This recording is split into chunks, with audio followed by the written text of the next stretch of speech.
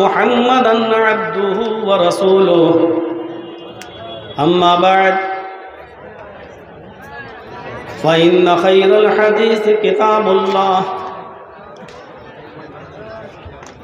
व खैरल हदी हदी मुहम्मदिन सल्लल्लाहु अलैहि वसल्लम व शर्रिल उमूरि मुहदसातुहा व कुल्लु मुहदसतिन बिदअह व कुल्लु बिदअतिन ज़लालह व कुल्लु ज़लालतिन फिन्नार। अऊज़ु बिल्लाहि मिनश शैतानिर रजीम। बिस्मिल्लाहिर रहमानिर रहीम।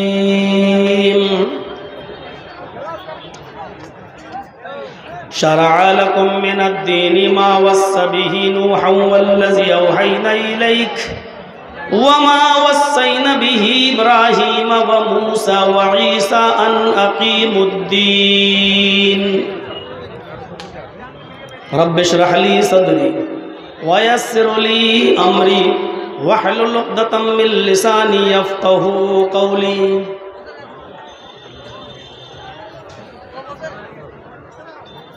इस अज़ीमुश्शान इजलास के सदर मोहतरम मुअक्कर नाज़िम इजलास, स्टेज पर बैठे हुए मुअक्कर उलमाए किराम, हुफ़्फ़ाज़े किराम, इलाके के बावक़ार अहबाब, खुर्द मनियन डिस्ट्रिक्ट साहिबगंज और उसके अतराफ़ व अकनाफ़ से तशरीफ़ लाए हुए मुअज़्ज़ज़ सामईन हज़रात, पर्दा नशीन इस्लामी ख़वातीन, प्यारी माँ और बहनों, 2 रोज़ा प्रोग्राम का आज ये दूसरा दिन है और आज आपका जलसा ख़त्म हो जाएगा। अब तक मुख्तलिफ़ उलमा से उनके मुख्तलिफ़ उसलूब व लहजे में मुख्तलिफ़ अनावीन पर आपने तकारीर समाअत फरमाई। अल्लाह रब्बुल आलमीन हम सब को अमल करने की तौफ़ीक़ अता फरमाए। इस वक्त हमारे मुल्क में जो रस्साकशी चल रही है, जो खींचतान चल रही है, उससे हम और आप सब वाकिफ़ हैं। एक तरीक़े से देखा जाए तो ये सारी तंजीमें इस्लाम के ख़िलाफ़ खड़ी हो चुकी हैं। अब उनको हमारे हिजाब से भी परेशानी हो रही है,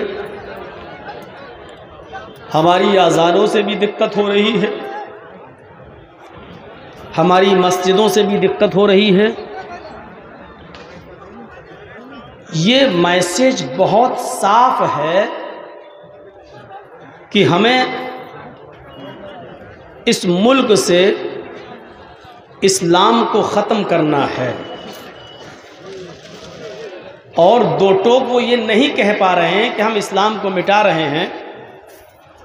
एक तरीक़े से हमारे ऊपर प्रेशर डालने की कोशिश कर रहे हैं कि हम जैसे तुमको रखें तुमको वैसे रहना पड़ेगा। हमारी तादाद 80 करोड़ है,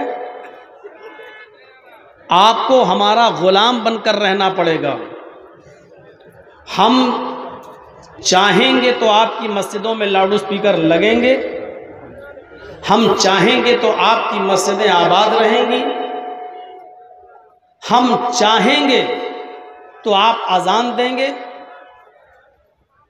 और हम आपकी मस्जिदों के पास से गुजरते हुए जो भी हो सकेगा वो हम करेंगे, चाहे हमारे हाथ में तलवारें हों, बंदूकें हों, पिस्टल हो, राइफल हो, लाठी और डंडे हो, और आपकी आज़ान का वक्त ही क्यों ना हो, लेकिन हमारी आवाज़ें बुलंद रहेंगी। तुम्हें अपनी आवाज़ों को शांत रखना होगा। ये मैसेज देने की कोशिश की जा रही है कि इबादत तो तुम्हें करने देंगे लेकिन तुम्हारी मर्जी से नहीं बल्कि हमारी मर्जी से। अजान तो हम तुम्हें देने देंगे लेकिन तुम्हारी मर्जी से नहीं, हमारी मर्जी से। हम जैसे चाहेंगे वैसे तुमको आना पड़ेगा मस्जिद में, हम जैसे चाहेंगे वैसे तुम्हें अजान देना पड़ेगी, और हम जैसे चाहेंगे वैसे हम तुम्हारी मस्जिदों के पास से जो चाहेंगे कहते हुए और भड़काऊ नारे लगाते हुए गुजर जाएंगे, लेकिन तुम्हें कुछ कहने की ज़रूरत नहीं है। जबकि ये दुनिया का उसूल है। एक छोटी सी मुर्गी को अगर आप पकड़ लें, एक छोटी सी मुर्गी को अगर आप पकड़ लें तो वो भी अपने आप को बचाने के लिए चोंच मारती हुई नजर आएगी।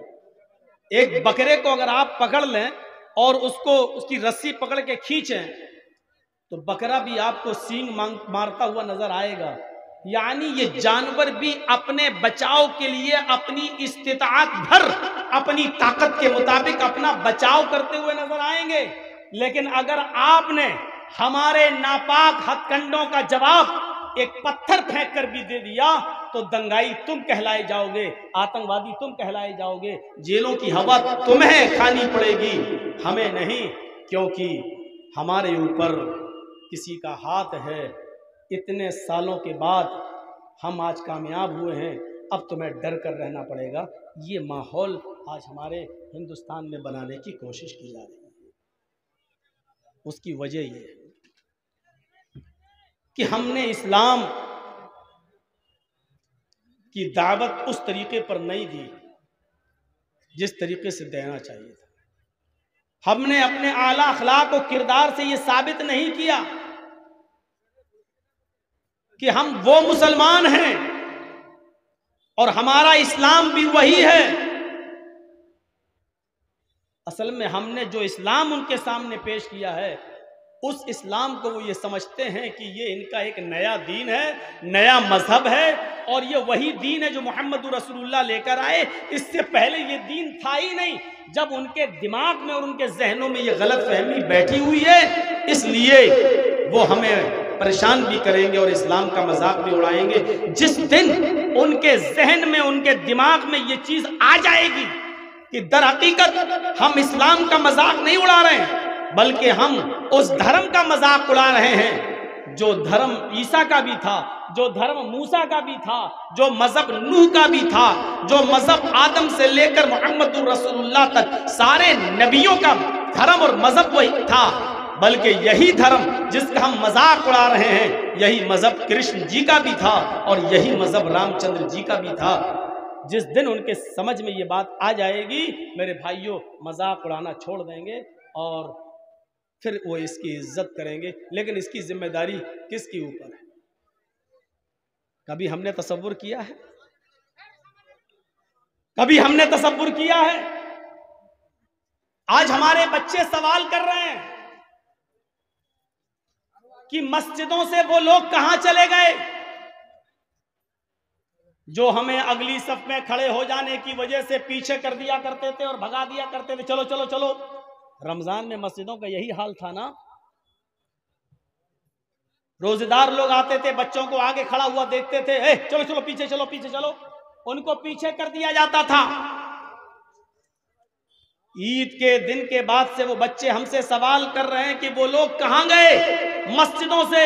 जब हम अगली सब में खड़े हो जाते थे तो वो हमें कान पकड़कर, हाथ पकड़कर पीछे खड़ा कर दिया करते थे और हमें मजबूर होकर उनको जवाब देना पड़ रहा है कि बेटा वो दिन अब, वो लोग अब तुम्हें सिर्फ जुमे को मिलेंगे, जुमे के अलावा किसी और दिन अब वो लोग नजर नहीं आएंगे जो तुम्हें कान पकड़कर और हाथ पकड़कर पीछे कर दिया करते थे। अब तुम ही हमारी इन मस्जिदों की लाज बचाओ, तुम ही अगले सब पे खड़े होकर कम से कम पहली सब तो पूरी कर दो। आज हमें उनको ये जवाब देना पड़ रहा है। पूरे हिंदुस्तान के अंदर मस्जिदों की तादाद तकरीबन 5 लाख। पूरे हिंदुस्तान के अंदर मदरसों की तादाद तकरीबन 2 लाख से 2.5 लाख। पूरे हिंदुस्तान के अंदर उलमा की तादाद, मेरे प्यारे साथियों, अंदाजा लगाइए और गौर कीजिए तो तकरीबन 5 से 6 लाख, और पूरे हिंदुस्तान के अंदर उलमा की, मुसलमानों की तादाद तकरीबन 25 करोड़ से 30 करोड़ के बीच में। आपने अंदाजा लगाया, मस्जिदें 5 लाख, मदरसे 3 लाख, उलमा तकरीबन 50 लाख, और हमारी तादाद 25 से 30 करोड़। लेकिन मस्जिदों में नमाज पढ़ने वाले नमाजियों का परसेंटेज सिर्फ 2%। ये 98% मुसलमान कहां है? रमजान में ये परसेंटेज बढ़कर थोड़ा सा आगे हो जाता है, 5%। ईद और बकरा ईद की नमाज में ये परसेंटेज थोड़ा सा बढ़कर 10 और 15 से 20% पहुंच जाता है। 80% मुसलमान फिर भी मस्जिदों से दूर है। जरा आप अंदाजा लगाइए, हमें ये दिन देखना, क्यों आप हवा खड़ा कर रहे हो? क्यों आज हमें परेशानी हो रही है? क्यों आज हमें दिक्कत हो रही है? हमारी मस्जिदों से लाउड स्पीकर उतर रहे हैं।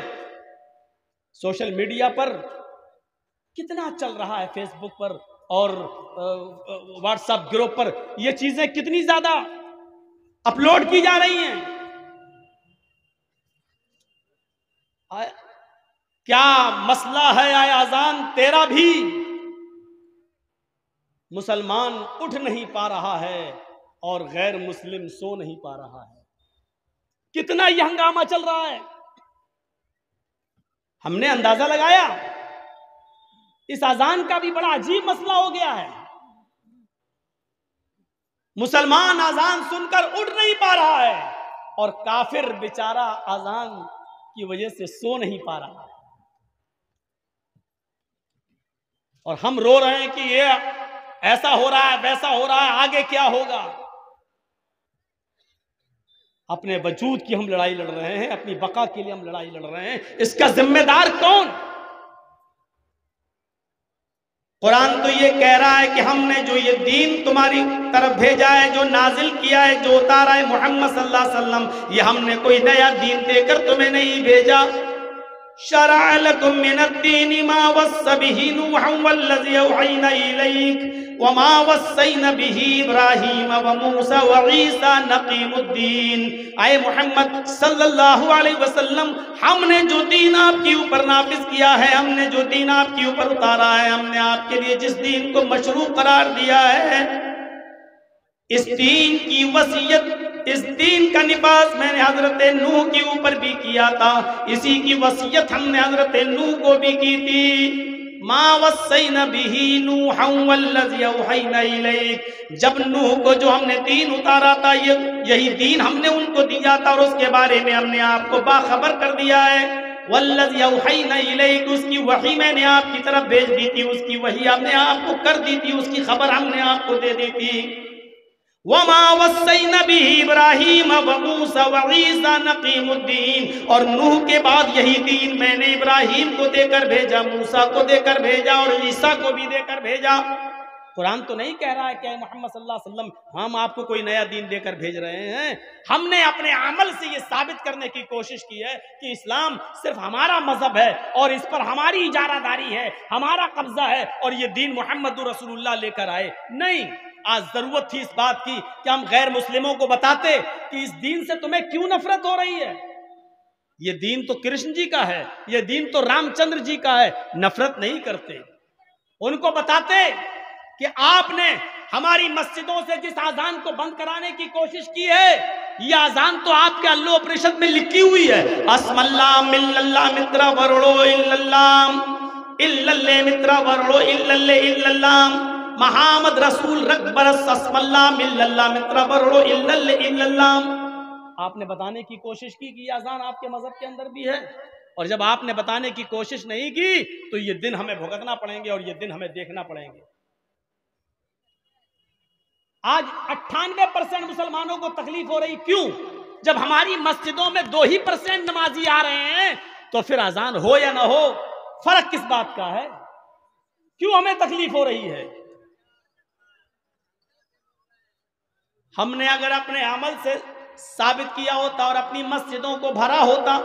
देख रहे हैं टीवी डिबेट पर गैर मुस्लिम यही तो कह रहे हैं, बीजेपी के बड़े बड़े नेता लोग डिबेट में आकर यही तो कह रहे हैं कि मुसलमान पढ़ते ही कितना नमाज हैं। ये बताइए कि मस्जिद में एक सब भी पूरी नहीं होती है। जब 10 और 15 लोग नमाज पढ़ने के लिए जाते हैं तो 10-15 लोगों के नमाज पढ़ने के लिए आप इतनी तेज आवाज चिल्लाते हैं और चीखते हैं कि उससे आप पूरी की पूरी बस्ती में की नींद में खलल कर देते हैं। आज डिबेट में ये चीजें चल रही हैं।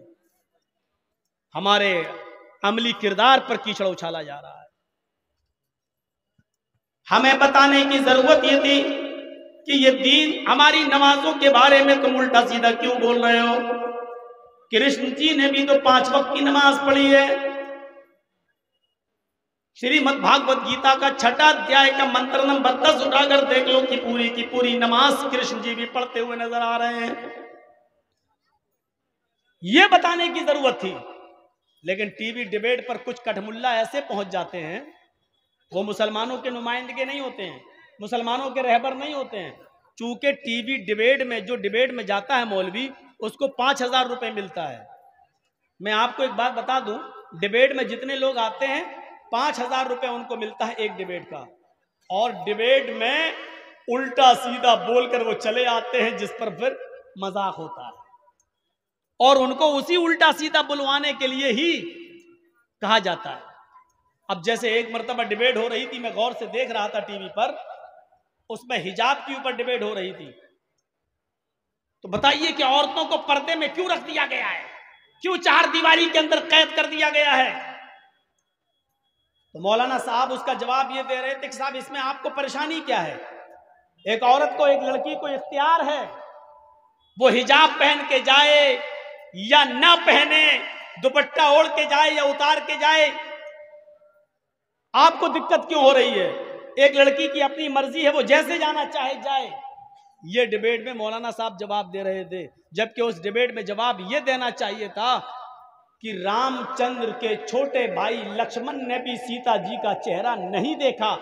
हम तो अपनी बहनों से और अपनी बेटियों से वो पर्दा करवा रहे हैं जो सीता जी करती थी, और उन्होंने राम के छोटे भाई लक्ष्मण का भी चेहरा नहीं देखा है। डिबेट में अगर वो मौलवी ये बोलता तो डिबेट की शक्ल दूसरी हो जाती, दूसरी शक्ल अख्तियार कर लेती डिबेट। लेकिन उल्टा सीधा बयान देने के लिए उन कठमुल्लाओं को बुलाया जाता है, और वो कठमुल्ला उल्टा सीधा बयान देकर वहां चले आते हैं सिर्फ 5,000 रुपए के लिए। हम जैसे लोग कहते हैं हमें डिबेट में बुलाओ, तो इनकी नानी मरती कि तुम्हें नहीं बुलाएंगे। क्यों नहीं बुलाएंगे? क्योंकि तुम हमारी मर्जी के मुताबिक बोलोगे नहीं। तुम 2-4 मंत्र पढ़ दोगे, फिर पूरी डिबेट हिंदू धर्म की तरफ झुक जाएगी। मैं चीखता रहा, चिल्लाता रहा, पुकारता रहा कि मुझे बुलाओ डिबेट में, हमको नहीं बुला रहे हैं। और एक बार बुलाया भी तो कह दिया कि सवाल मेरा है और जवाब भी तुम्हें यह देना पड़ेगा। बताइए, तो जब तुम्हें जवाब भी अपने मर्जी के दिलवाना है तो फिर हमें क्यों बुलाया गया है? तो मैंने वहीं से अंदाजा लगाया है कि जितने कठमुल्ला जाते हैं ये उन्हीं का जवाब देने जाते हैं, वो हमारा जवाब नहीं है, वो मुसलमानों के रहबर नहीं है। इसलिए टीवी डिबेट में इन मुल्लाओं के भाषण, इन मुल्लाओं की डिबेट देखना बंद कर दीजिए। ये इस्लाम का मजाक उड़ाने के लिए जा रहे हैं, ये हमारी रहनुमाई नहीं कर रहे हैं, उल्टा सीधा जवाब देने के लिए वहां जाते हैं। 5 दिन से बराबर टीवी पे हमारा दिखा रहा है, कल छोड़ा है, परसों तक दिखाया है, बस कल छोड़ दिया है, कल से नहीं दिखा रहा, लेकिन परसों तक इसने मुझे दिखाया है। जबकि 1-1.5-2 साल से मेरी यूपी में तकरीरें नहीं हो रही हैं। कोरोना जब से आया है तब से अभी तक यूपी में तकरीरें नहीं हो रही हैं। अब कोरोना थोड़ा सा खत्म होकर यूपी में तकरीर का माहौल बना था तो लाउड स्पीकर पर बहस शुरू हो गई। सुप्रीम कोर्ट का ऑर्डर आ गया, 10 बजे से लेकर 6 बजे तक लाउड स्पीकर नहीं बजा सकते हो, लिहाजा वह जलसे भी बंद हो गए हैं। अब तो जलसे भी नहीं हो सकते हैं। हमारी खुद इटावा की हमारी मस्जिद में 10 माइक लगे हुए थे, 10 हॉर्न, 8 माइक उतरवा दिए गए, सिर्फ 2 हॉर्न लगे रह गए, 2 हॉर्न, और उन हॉर्न की आवाज भी इतनी कम कर दी गई है कि सिर्फ मस्जिद ही मस्जिद तक आएगी, बाहर नहीं जा सकती है। ये हालात हैं हमारे। कौन जिम्मेदार है इन हालात का? हमने बताने की कोशिश नहीं की। शरअ लकुम मिनद्दीनि मा वस्सा बिही नूहन वल्लज़ी औहैना इलैक, ये दीन सबका है। आए मोहम्मद सल्लल्लाहु अलैहि वसल्लम, मैंने आपको कोई नया दीन देकर नहीं भेजा है, मैंने इसी दीन को हजरत नूह को देकर भेजा था। नूह के बाद इब्राहिम को, मूसा को और ईसा को भी यही दीन देकर भेजा है। ये वही दीन है जो आपसे पहले इब्राहिम लेकर गए, आपसे पहले मूसा और ईसा भी लेकर आए, आपसे पहले नूह को भी दिया गया।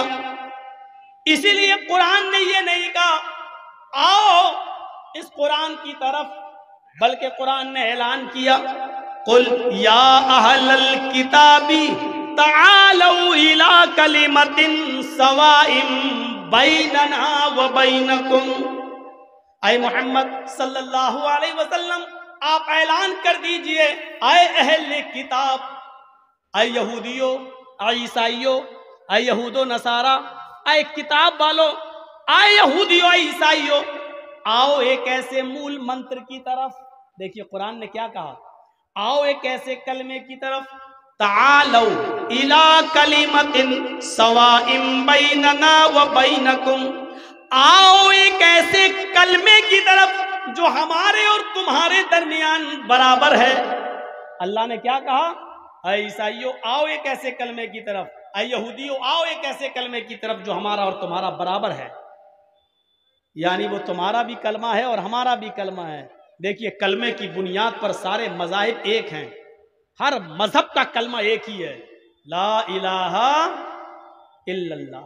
नूह का भी यही कलमा था, ला इलाहा इल्लल्लाह। मूसा का भी यही कलमा था, ला इलाहा इल्लल्लाह। ईसा का भी यही कलमा था, ला इलाहा इल्लल्लाह। कलमे के पहले जुज में कोई तब्दीली नहीं हुई, तब्दीली कलमे के दूसरे जुज में हुई, वो भी उस हिसाब से जिस कौम के अंदर जो नबी गया उसका नाम लिया गया। नूह अलैहिस्सलाम ने कलमा पढ़ा तो क्या पढ़ा, ला इलाहा इल्लल्लाह नूह रसूलुल्लाह। मूसा अलैहिस्सलाम ने कलमा पढ़ा तो क्या पढ़ा, ला इलाहा इल्लल्लाह मूसा रसूलुल्लाह। ईसा अलैहिस्सलाम ने कलमा पढ़ा तो क्या पढ़ा, ला इलाहा इल्लल्लाह ईसा रसूलुल्लाह। और मुहम्मदुर रसूलुल्लाह ने कलमा अदा किया तो क्या कहा, ला इलाहा इल्लल्लाह मुहम्मदुर रसूलुल्लाह। यानी कलमे का पहला जुज अपनी जगह पर है, पहला जुज नहीं बदला गया, दूसरा जुज नबी के हिसाब से बदलता गया, पैगंबर के हिसाब से बदलता गया। कुरान ने कहा आओ एक ऐसे मूल मंत्र की तरफ, आओ एक ऐसे कलमे की तरफ जो हमारा और तुम्हारे दरमियान बराबर है। अगर आज हमने इन लोगों को यह बताया होता कि हमारा और तुम्हारा कलमा एक ही है तो आज हमें यह दिन नहीं देखना पड़ता। हमने अपने हिसाब से दीन को चलाने की कोशिश की है।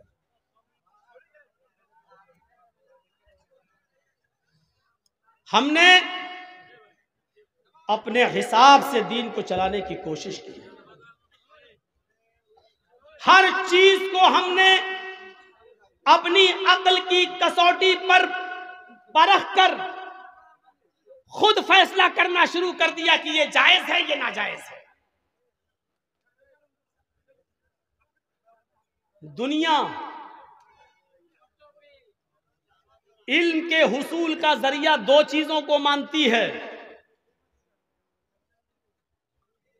हवासे खमसा और दूसरी चीज अक्ल। लेकिन हम मुसलमान इल्म के हुसूल का जरिया तीन चीजों को मानती हैं, हवासे खमसा, अक्ल और सिलसिले वही। फर्क को समझने की कोशिश कीजिएगा। स्टेज से ज्यादा आवाज आ रही है भाई, स्टेज पर आवाजें नहीं आए। इल्म किन चीजों से हासिल होता है, हवासे खमसा, आंख, नाक, कान, जबान और हाथ। ये माइक है, ये क्या है हमें नहीं मालूम था, आंख से देखा तो पता चला ये माइक है। आंख ने देखकर इल्म हासिल किया है कि ये क्या है, माइक।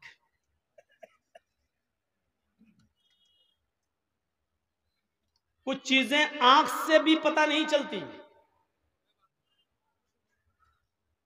ये फल बिक रहा है, ये अच्छा है या बुरा, ताजा है या सड़ गया है, तो आप उसको उठाएंगे और उसको सूंघ कर देखेंगे।